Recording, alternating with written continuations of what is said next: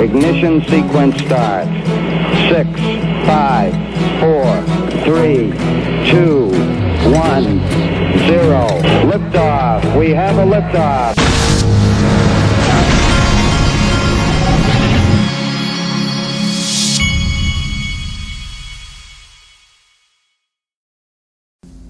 Hey everybody, this is the Digital Asset Investor, and sometimes on a Friday, the coolest thing you can do is check in with the official cool guy of the Digital Asset Investor channel. And so here he is, and he's having his own little Boston tea party. Look at this. Gary, are you there? Gary, I'm here at the Boston Tea Party because we've had enough. My next stop is MIT to ask them what you know about XRP. He said, I'm headed to MIT.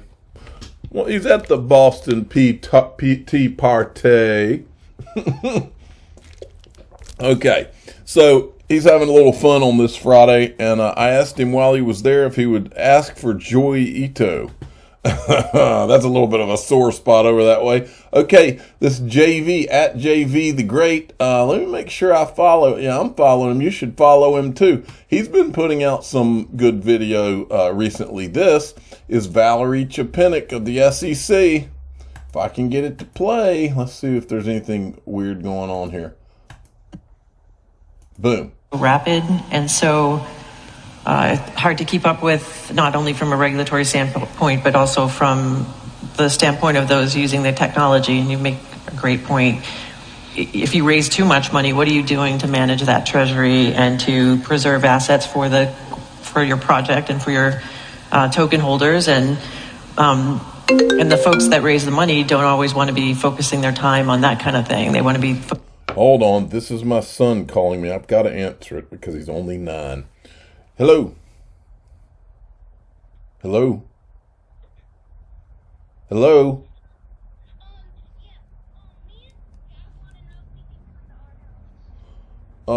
I do not care. All right. Great. So now I have another kid coming to my house. I wasn't planning on having any kids in my house, but what they do is they put you on the spot. So the friend, this is one of my pet peeves. I don't mind my kids' friends coming to the house, but one of my pet peeves is when they ask them in front of me because then I'm in a position where what do I say? If I'm a jerk if I say no. So anyway, I now have 2 little pain in the butt 9-year-olds that are going to be running around my house. So we've got to get this video done. So here's the rest of this. Time on development and moving the project along. So there's a lot of considerations and again around cybersecurity issues, key management. Do you keep your assets in crypto because of the fluctuation of the volatility of the market? So there's a lot of things to think through, and sometimes, the ability to raise $150 million worth of Ether in 1 month, it has its problems too. It poses problems, and hopefully people are starting to think through those things and managing those issues. Yeah, I just realized that the best thing about this panel is that if any one of us said the wrong thing, we could tank the market in about 15 seconds. So I have to be a little more careful. Or if she and her friends at the SEC filed a lawsuit against Ripple when they gave Ethereum a free pass, they could tank the price of XRP, which is exactly what they did. And she knew about it. Jay Clayton knew about it. They all knew about it. Okay? So, all right, now, even though what they did is wrong, folks, at some point, I keep saying this, at some point, this thing's going to be over. And so what I'm doing in preparation for that is I'm going to continue to accumulate XRP, and I'm going to continue to accumulate Ripple stock on Ripple equity, that is. Okay, so this is Ripple Swell right here.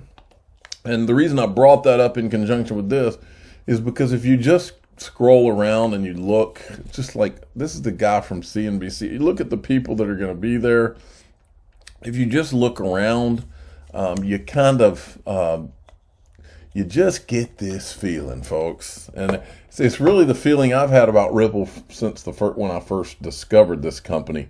But every year, and when I went to Ripple Swell, you just stand there, and when you stand there and you look around, you just know that this is something special. And I've always kind of known that. I've felt so good about it that I've been able to make 2 to 3 videos a day for over 3 years on that one topic. Okay, so that's why I want to remind you of this. This is from Link2. This is back on September 10th of 2020. Now look at this for a minute. The September, November, December is when the lawsuit was dropped. This is what Ripple Private Equity was doing leading up. On Link2, they had sold 18 series. In August 2020, they had their 18th series up. All of that sold out. Look at the prices. It was going up around 50 cents at a time. Okay, now where do we sit today? Look at this. This thing has the fact that the price that this keeps selling out to me. And remember, these are accredited investors on this platform that are buying. These aren't dumb people. These are sophisticated people, at least sophisticated enough to become accredited, which means they're in many cases worth $1 million or more. Okay, these aren't dumb people. They keep on. They're scooping this up as fast as they can get it, and then when it sells out, they do it again. I haven't seen them not do it yet. And I believe, it's just my opinion, I believe that's because they know how this story ends. And they're not going to be caught not owning some of it. So, all right. And then we had another disgusting thread today from Gary Gensler where he basically lays out what the SEC does and all this stuff. And this part right here was particularly disgusting. The spirit of the law is about protecting investors. Our rigorous enforcement regime at the SEC is about following the facts and the law, wherever they may lead on behalf of investors and working families. Well, the spirit of it is about protecting investors. Well, there are over 50,000 spirits out here, Gary, who haven't heard one word from you while you're on the phone with George Soros. We haven't heard crap about how you're protecting us as XRP holders. So you can take this tweet and shove it, Gary. All right. Now, I said this today. It has come to my attention that many of the Ethereum founders don't remember Steven Narioff's contribution to the pre-sale. I've discovered some of their tweets and will be using this video to see if it jogs their memory. Always here to help. And the video I'm referencing is this video of Steven Narioff. And if you remember, I'm not going to play it again, but if you remember, this video is the one where he describes how before the Ethereum pre-sale, the Ethereum founders had gone to attorneys, and those attorneys had told them that looks like this will be a security. And so Steven Narioff is the one that came up with this idea after he's sitting having drinks, because he specifically says he was having drinks and Vitalik Buterin's not a drinker, so he was drinking a Coke or something.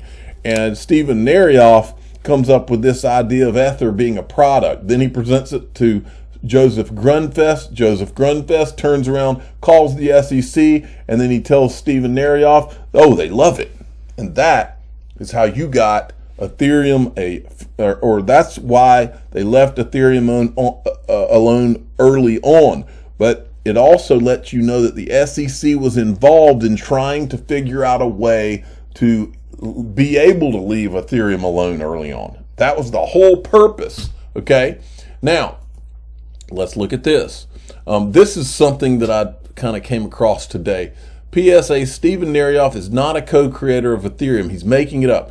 In other words, a lot of these early guys in Ethereum, they see him going around saying he was one of the, I don't know if you call it co-creator, or he was saying he's one of the co-founders. Well, here's the problem. I think, this is me pontificating, I think a lot of the quote Ethereum founders were not I think a lot of them may not have been included in the legal conversations around getting this thing through the door, because why would you? You wouldn't want too many people knowing that. So what I think happened, just based on what I've read and watched and all the things I've seen, I think that it was probably a tiny handful of people who were in talks with Nerioff and whoever, the SEC or whatever, when this went down. People like maybe Joseph Lubin, because that's the way this would happen. You wouldn't tell all the developer guys. That's just not how it would go down. If I had to guess, Charles Hoskinson, he's a developer too, but he's a smart guy. He would have been. I've heard many times. I've heard Joseph Lubin, and I saw in the I think it was in that book, a reference to Charles Hoskinson and Joseph Lubin maybe being involved in these discussions. So yeah, a lot of those founders probably didn't even know what the guy's part really was at the time. So what I decided I would do, I went back and found some of these threads where they're making these comments and dropped this video under here so they could have a better understanding of how this guy was involved. Here's Anthony DeLorio. He says, I agree. He inflated his role, and I've spoken to him about it. It was a mistake, and I think he knows better. He did do some great things for us nonetheless. Thanks, Steve, and all others who deserve credit for the Ethereum project's success. No, I don't think he just helped you guys a little bit. What I think is that maybe he did the most important thing early on for them of anyone. Maybe, just maybe, he did. Okay? And so I said, does this ring a bell? And then here we have Bob Somerville, okay? He says, hey, Steve Nerioff, please could you enumerate the specifics of your involvement as a co-creator of Ethereum? Well, Bob, here are some specifics. I gave him the video so he can watch it. This guy literally may have kept you guys from going to jail by coming up with a spin that the SEC, quote, loved, right? And I do mean spin, because all these are word games, folks. And then this guy, Texture, let me see who this is. I don't know what his name, I don't know who this guy is, but apparently he may be somebody that was involved. The reason I think that, he's got a pretty significant amount of followers, but who knows. Sorry, but who the F is Steve Nerioff? I don't remember you. Does this jog the memory? I'm just trying to help these guys out. I want to help them understand what part of their history this guy was a part of, because I say he was a very significant part. Then our old buddy Andrew Keys. This guy created Ethereum? Fact checked, please. And I said, does this help? And let him see the video. And then, by the way, I don't know when, but Andrew Keys, our old buddy, decided to block me. And this is what I said. I said, all I did was play a few videos of their own words, and I guess he doesn't like it, because we've never done anything except shown him own words, facts, and things that actually happened. In fact, Charles Gasparino, I believe, tried to reach out to him. Look, I don't even do interviews, but I've heard from a lot of different people. Nobody can get anybody having to do with Ethereum to interview with them about anything right now, as far as I can tell. You have to wonder why. Because these guys, especially Joseph Lubin, he's done interview after interview since he started this thing. Why don't they want to do any interviews now? You know, why do none of them want to talk about anything now? I don't know. If they'd interview with somebody, we could find out. All right. And by the way, I think Charles Hoskinson might be willing to do an interview. He's welcome on this channel anytime, because I think he's one of the only good guys in the situation. Now, Rob Licker, who is an old school guy in XRP land, he said, President of the United States, 50,000 plus injured XRP investors are calling for Gary Gensler's resignation. Sign the petition. Let's get 100,000 signatures. John Deaton, Bitboy, copied all of us in on this thing. And I said, yes, we demand Gary Gensler resign. Either tell us whether Ethereum's a security or resign. Because if you can't tell us that, you don't deserve the name of chairman of anything, especially not the SEC. My 9-year-old could tell you whether Ethereum's a security at this point. All right, moving along. I found this video. This is from January 8th, 2021, just a few days after Jay Clayton drops the lawsuit as he walks out the door of the SEC. And this is Hester Pierce. There's certainly a chill right now. Are other cryptocurrencies that raised and are active over the past couple of years, should they be worried?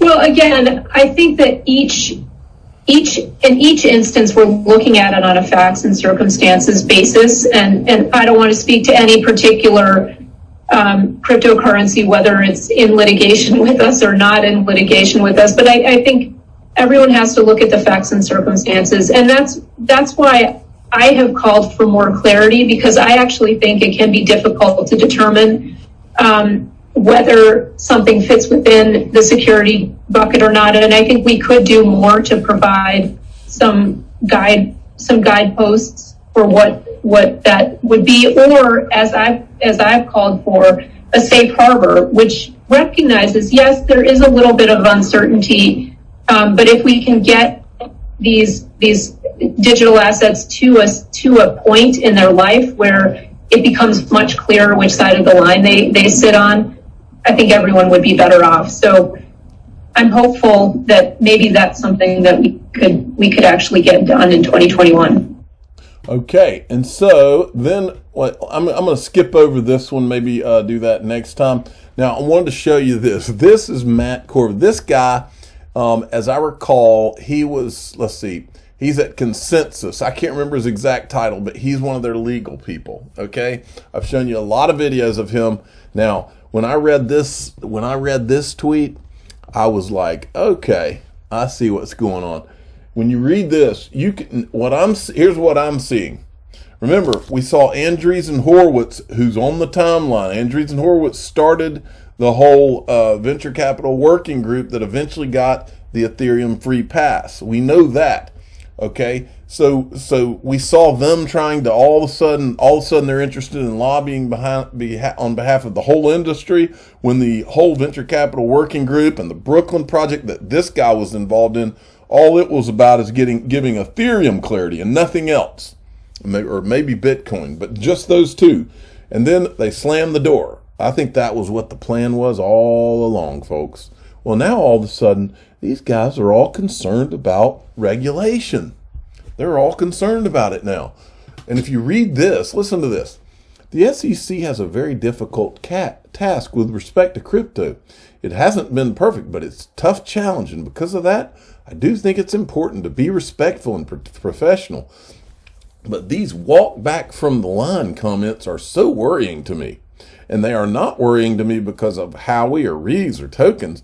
They are worrying because they reflect a view of the law that I don't share, which is that people serve the law, not the law serving the people. In other words, the way I read this whole thing is, it's almost like he's nervous that somebody's going to revisit whether Ethereum's a security. Wouldn't that be funny? Because guess what, folks? They should be nervous, because I think everything is about to be revisited if these guys aren't careful, and it's their own fault, because they weren't. Look, nothing, when Ethereum got the free pass, the Bill Hinman speech, none of that was about anything except helping Ethereum and nothing else. These people were not working on behalf of anything. In fact, I believe they were trying to get Ethereum a free pass and then set it up so that all of the tokens that were going to be issued in the future were only going to be on Ethereum. And so I decided, so as long as he's doing his legal analysis, I decided to ask him a question. I said, great thread on legal history in the USA, Matt Corva. What does legal history say about this? And this is the video I put together of Vitalik Buterin and Joseph Lubin's own words, where Vitalik Buterin is talking about how they located in Switzerland just so that the U.S. laws would not be able to reach them. And then Joseph Lubin is teaching whales and explaining to whales how he can help them disguise their purchases. Okay, so I wanted to know what he thought about how he felt legal history was on this in the United States. It can't be too good. And then TAIG XRP had put this out today, and it got me to thinking. This is Dax Hansen from Perkins Coie, and he says, why were you sending millions of XRP from the Perkins Coie wallet to this other address, then sending those millions of XRP to Poloniex? So we can't trace the transactions, ? Also, why did you continue to receive millions of XRP from this, which was used to scrub transactions clean through multiple exchanges and wallets? This is just the tip of the iceberg, continued. And then he has a whole thread here. Those of you who don't know, Dax Hansen, Lowell Ness were two of the Perkins Coie attorneys who helped draft the SEC Hinman Ethereum Free Pass speech, ultimately slamming the door on innovations and costing XRP holders billions of dollars while filling greedy pockets. Okay, these are his words. Valerie Chapinick was a massive component to all this as well. We have copies of all the memos. Yes, this was the safe harbor memo when it came across on that date. She's on it. She's a part of it, okay? Now, when I saw this, because listen, make no mistake, folks, from the time I started this channel, the one thing that's blown me away is the forces that were doing nothing but promoting proof of work, Bitcoin and Ethereum.